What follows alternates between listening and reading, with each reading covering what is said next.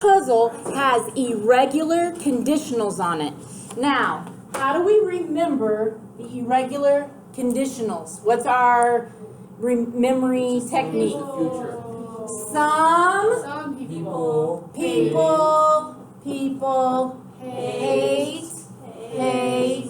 vicious cats that die quickly. All right, so what are the infinitives that are irregulars? Saber, salir,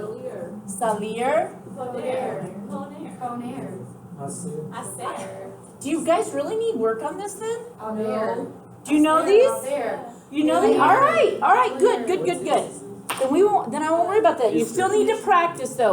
On the final, there's a section for conditional and future and irregulars, but it's not denoted they're irregulars, and you have to be able to pick those out on the final, okay?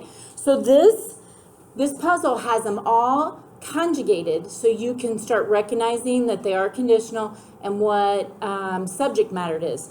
Then down at the bottom, you have a grid 1 through 9. So let's say if it's nosotros poder, you have to put a 5 in that box. So up here it says podría, that would be a 5. Now, once you get the whole puzzle done, you add up the columns. If you got them all right, they all add up to 45. So you can self-check. Okay? And they add up this way to 45 and this way to 45. I know, vertical or horizontal. All right? So that's station 1. Here, station 1. All right. That's station 1. Now, station 2. Okay, I'm going to use dice. There cannot be any flying dice.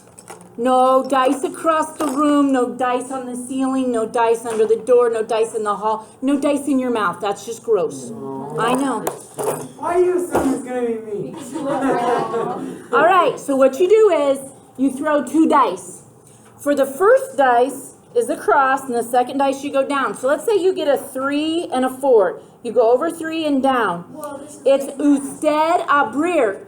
Now you're going to either conjugate into the present perfect or the past perfect, and these are all irregular past participles. So what is the past participle for abrir? That's what abierto. Abierto. So these are all those irregular past participles that you guys have a hard time with. I also have a dictionary over there, so if you're not sure, you need to look them up and check them as you get going, okay? Now what you do is, each pair, one person is orange and one person is yellow. So Kinsey, if she was yellow, we'd put that on hers, and she got 1 point. Then you can't use that square again. So you keep going around, and the point is to practice the irregulars and conjugate either into the past perfect or the present perfect. See? All right, muy bien. All right. Station 3 moves into the imperfect subjunctive. Now, the imperfect subjunctive was on today's quiz, and as I look through them, Melanie got it. Oi. That makes one of you. Okay, yay, Melanie. All right, so these are working on the imperfect subjunctive. What makes the imperfect subjunctive different from the present subjunctive? Whenever the first verb is in the past. That's right. And so today it said the doctor suggested that you lose. So that was supposed to be the imperfect because the first verb was preterite. Now, there are 35 cards here. Some of them talk about the rules. Some of them talk about how to conjugate. Some of them ask you to translate. Some of them ask you to put the verb in the right tense, in the right conjugation, okay? So you're going to go through the task cards and work on the imperfect subjunctive. This is the last verb tense we just did, okay? The section on the final is small, but they're still on there, and I don't want you to miss that section, okay? So you're going to review these. Now, I've got the answer sheet folded up and attached to the cards. Don't be a cheater, pumpkin eater, but you can look and make sure you're right, okay? Give yourself immediate feedback. Plus, you don't want to give Kinsey points if she didn't get it right. That's right. All right. I know. Then you're gonna move into verb tenses. This has been what your quiz has been the last 3 times. And this is gonna be a very good handout for you to use to study for the final. It has every verb tense on here in Spanish. And you have to fill it out. Now there's 4 verb tenses you haven't done yet, but they're still on here. But I left them on there, and I'm gonna have you guys figure out which ones we have not done. So as you go through this, think, did we do the future subjunctive?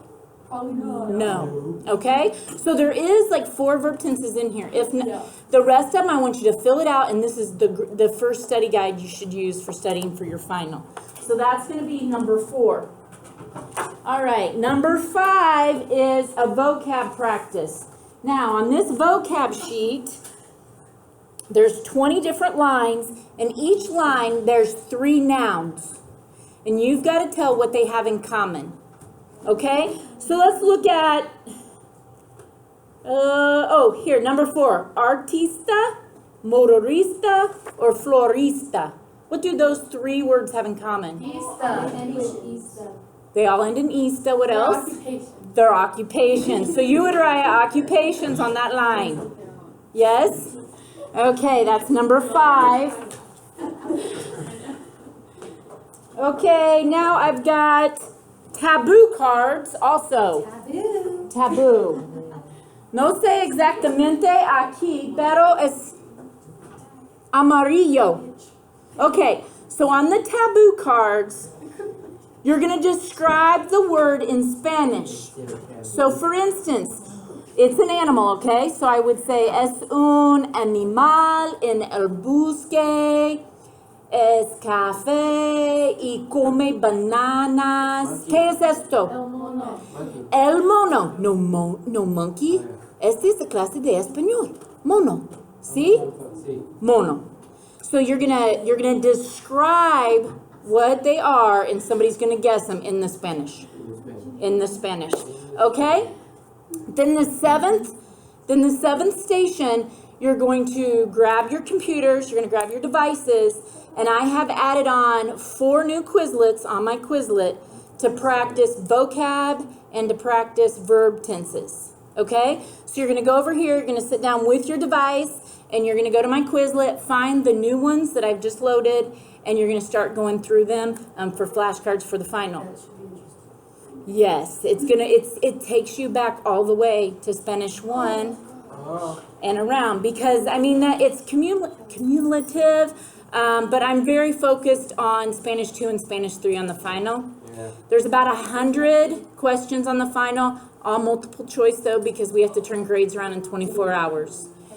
Sometimes I think it's harder though in multiple choice, because at one point then they all look right, and you got to decide which has the accent, which doesn't. I think it's more detail orientated on the multiple choice. Something where it's like an accent on the I and an accent on the I try not to be real mean about it, like it's obvious, okay? Now, does anybody have any questions about the stations? You're gonna move around, I'm gonna move around. I'm gonna give you about 10 minutes in each station, I'll call time. If you have any questions, I'll be around, help you. As always, work hard. We'll take a break at 47-ish, 48, and then we'll go from there. I do want you to rotate every station, and then if you have trouble with any station, I want you to tell me. I can give you additional materials to help you with that certain topic. Okay, does everybody understand? All right, let's go.